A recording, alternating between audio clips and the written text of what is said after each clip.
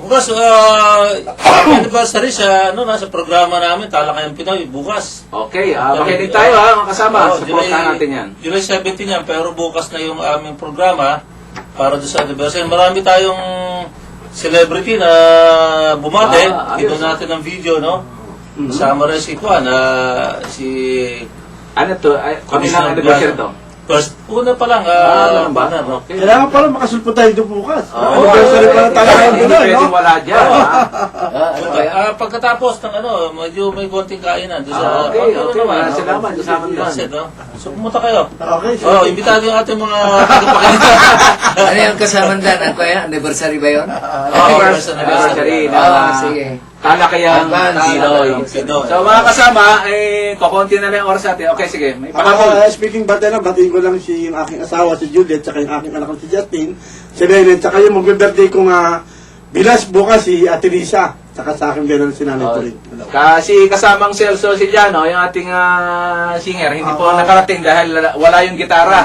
Kaya nagka-canvas kami ng gitara kanina. Celso. Celso, kung kailan malapit na, mabibili ka namin ng gitara. Dual yung electric, saka yung manual. So mga kasama na ilarawan na natin yung dalawang katauhan, dalawang sektor. Ito yung sektor ng politika, yung mga politician, at sektor ng mga leader ng sambahan, at iba't ibang sekta sa ating lipunan. Ang inyong pong lingkod ay habang nagsasalita ay nais ko sanang i-broadcast dito kung hindi nyo mamasamain na itong triple man, sinabi nga natin na ako kasi halos lahat ng relihiyon ay nasapian ko na, no?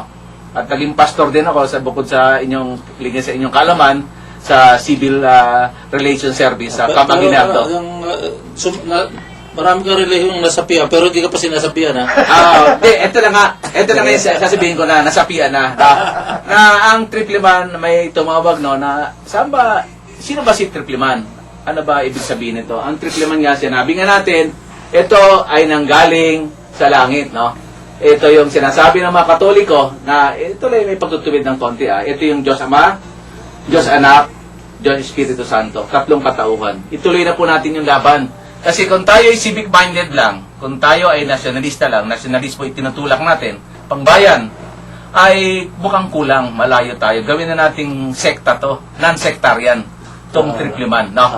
Gawin natin gospel, triple man na gospel of God, no? Kung ano pa man yung iduduktong natin dyan, ay nais po na sana nating patnubayan tayo, ilapit natin sarili natin sa Diyos, kung ano mang paniwala. Pero ito itatayo na non-sectarian, walang pinapanigan, walang kinikilingan, walang kinakampihan. Hindi po kulto yung... Hindi kulto to, lalong hindi kulto, sapagat, kumbaga, kung may bahay, may bahay na, may kabuhayan, ano kulang doon, di ba Diyos? Lagyan na natin yung, hindi po ako si triple man. Ang triple man po yung limikasa, yung kinautangan natin ng buhay, yung limikasa natin, yung hirap na buhay natin. Sa mga susunod na pagkakataon, ayan po yung ating tatalakayin na dapat ay maging malaya tayo sa, nasabi ko nga sa UP nung ako yung nag-speech ng nakaraan ng July 7, ng Andres Bonifacio ng Araw ng Katipunan, na kahit na sa reliyon, wala tayong ganap kakalayaan. Bakit? Para sa paraiso din sa Eva at Adan. Sabi ng limika na dyan sa paraiso, lahat, pag tinawag na paraiso, ano pa yon? Paradise sa English, sabi ng nurse, diba? Ibig sabihin niya, malaya tayong lahat, kasi natin makain, kahit anong gawin. Pero ang tanong, bakit may ipinagbawal? Yun ang sinasabi kong, kahit na sa reliyon natin, 5 pamantayan para maging malaya. Pero, kahit na sa reliyon may bawal. Sapagkat sa iba't ibang sekta, nakikita kayo, bawal magsimba doon sa kabila. Bawal mag-member doon. Bawal ikasal doon sa ibang nationality. Parang ganun no? Ibig sabihin, bakit itong reliyon na ito, pagpapalaya sa ating kaluluwa doon sa anumang mga masasamang pangitay, no? Multo, yung mga kulto, kuto, kung ano-ano pa, no? Hindi, yung sinasabi natin na walang ganap na kalayaan, may malaya, pero may pinagbabawal. Parang pinatira ka sa paraiso, pero merong bawal. Bawal may puno dyan, bawal isang puno niyan, bawal nyo kainin yung bunga dyan. Parang ganun din sa relihiyon po natin ngayon. Kaya naisip po ng inyong lingkod na ituloy natin yung maging hindi lang sa taong bayan tayo lumapit. Lumapit na rin tayo sa limika sa atin. At bigyan natin siya ng Huwag natin bigyan ng imahen na yung santo. Sapagkat hindi tayo sigurado no? Although ako, Katoliko ako, pero sabi ko nga, naging pastor ako ng iba't ibang sekta.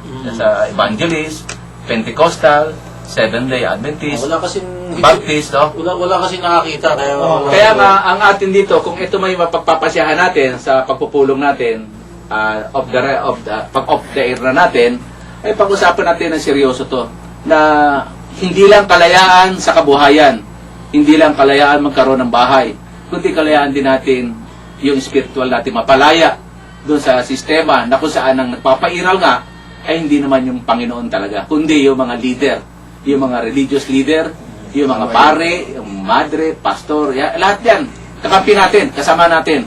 Pero dahil nga, ang gusto natin ipatunayan dito, may kanya-kanya tayong pamamaraan, papunta ron sa lumika sa atin.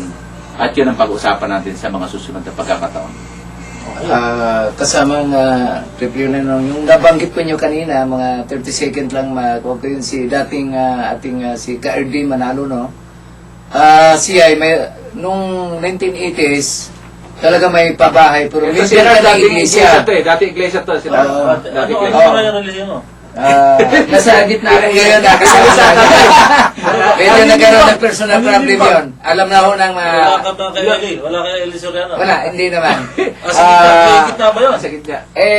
Ganito nga po na. Pwede sumali dyan sa gitna. Yung si Yumaong ANC, no, kung tawagin nila Felix Ka-RD Manalo, ay may pabahay po talaga yan. Nung sinabi nyo, Mr. Pritiman, si Felix, 1963, pasaway na, wala na. Bakit, ano yung pabahay? Ilang taon ka na ba ngayon? hindi, sorry, itong si Felix Manalo, ayun Tinutuwid ko lang tinutuwid ko. Eranyo Manalo po. Ayun.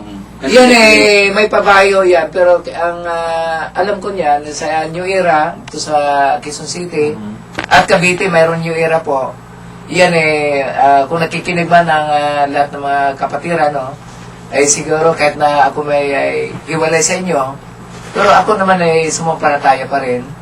Isang ayon pa rin sa inyo dahil ang reliyon naman, lahat ng reliyon na dapat nagkakaisa tayo lahat o Katolik man ano reliyon. Sana ang bawat religion magkaroon ng yung samahan o isa man magkaroon ng mabigyan yung membro ng yung libre pabahay at kabuhayan. Bilyon ng pera, no? Yan ang Na kailangan iba't iba, kasama dyan, no? Sana pupunta tayo kasamang dyan. Kasama ng religion. Matanungan natin sarili natin. Ako wala akong idea, basta ako, wala sa akin. Okay. Wala sa atin pare-pareho. Kaya nahanap natin eh. Mahirap mag-akuse dahil baka magkabali tayo. Pero ang atin naman dyan, hindi naman tayo nag-aakusa, kundi nagtatanong lang kung ano na ba yung pwedeng magawa ng mga sektor na to. Napakalaki. Sila yung susi actually. Sila yung magbibigay daan. Kasi hindi naman magagawa yung mga napakalaki struktura na yan kung walang pera, di ba? Tama. Tama ka, Mr. Di ba? Maraming kasi mahirap din mag-musga, di ba? Tama. Wala man tayong inusgahan. Kasi mahirap tayo magsalita ng mga bagay na wala talaga tayong alam. So kung tatanungin mo ang idea ko dyan, wala akong masasabi dahil wala Kaya akong alam tungkol doon. hinihikayat natin sila, hindi bilang isang ordinaryong tao, na kung saan sana pakinggan yung ating panawagan. Ito'y tabagat tayo naman ay nasa radyo, no, ito yung mga naiipo nating balita, ay sinasabi natin dito sa Himpapawid, no, na kung saan yan ang sentimento, no, ng ating mga bawat Pilipino, lalo na yung walang bahay. Kung tatawagin niya walang dapat bahay sa laya. Yun ay dapat maging tulong-tulong lang, no? Politiko, simbahan, mga NGOs, lahat Tayo nga, bilang nasa NGO, no? Napanood ko nung isang gabi yung yung sa Cagayan de Oro, yung mga biktima ni Sendong, yung sa Cruzada, programa ni Karen Davila, no? Yung Habitat, no? Yung Habitat na grupo na Habitat. Sila yung gumagawa talaga, no? 12 bahay kada araw ang ginagawa nila. Nasa 3,000 na. Wala, libre 'yon. Tapos tinaturnover talaga doon sa mga ni Sendong. So, Kaya ang mga pondo ay galing sa San Miguel. Kaya nga, pag 100 million. Pag pinag-usapan daw yung politika at reliyon, walang katapusan. End the story. Kasi nga, alam niyo kung bakit. walang dot no? Puro kama lang siya, kama ng kama, walang no? Pero ang hirap pumalaot talaga pag tutungkol yan dahil unang-una, marami tayong masasagasaan, di ba? Kaya medyo tama yung panawagan mo, no? Panawagan lang sa atin. Panawagan mo na yung kanya-kanyang mga sasakupan, yun ang kanila dapat. Palayain nila yun. Bigyan ng bahay, bigyan ng... yung bahay naman share yung blessing. Kumbaga yung bahay na yun, hindi pwedeng isang hindi pwedeng ibenta. Parang sa military dog tag ba? Permanent parang sa SSS. Na hindi naman dadaan na sa atin yan, kundi parang sila na para mabawasan na rin yung kaso sa mga korte. Na kung saan yung pag-iilit ng bahay, hindi na iutang. Sa gano'n, hindi ka na matutukso pa na isang lato, ibenta, ilipat. Dapat sa mga kapatiran na ganyan, dapat nag-uumpisa yung pagtutulungan At yung magandang halimbawa para sa bawat na magkaroon ng paligsahan, di ba? Halimbawa, isang community kayo, magkasama ka si Charles. Alam mo kung sino yung walang-wala dyan, yung walang bahay, no? Yung walang trabaho. Dapat may mga initiative yung mismong community na yun para tulungan yung kanilang mga membro. Siguro dapat tayo pumunta sa political arena, no? Tumalakay tayo ng matas kung saan tayo papalarin, sino man sa atin. Siguro, pagdating na hinog na, no? Taglay natin yung mga ganyang advocacy, no? Ay tiyakin natin na may bigay sa kanila yung nararapat. So, kasama na rin yung pamilya natin. Ano yung pangalan mo sa Congress? Congressman Tripliman. Pwede naman kahit ano. Pero kasi ang Tripliman kasi, yung ikatlong meaning niyan, yung makabayan, makatao, makadiyos. Kaya sinasabi natin, makabayan, saan yung makadiyos? Kaya naisip natin si Tripliman na rin, yung gawin. Pero pinapaliwanag ko, hindi ako yon.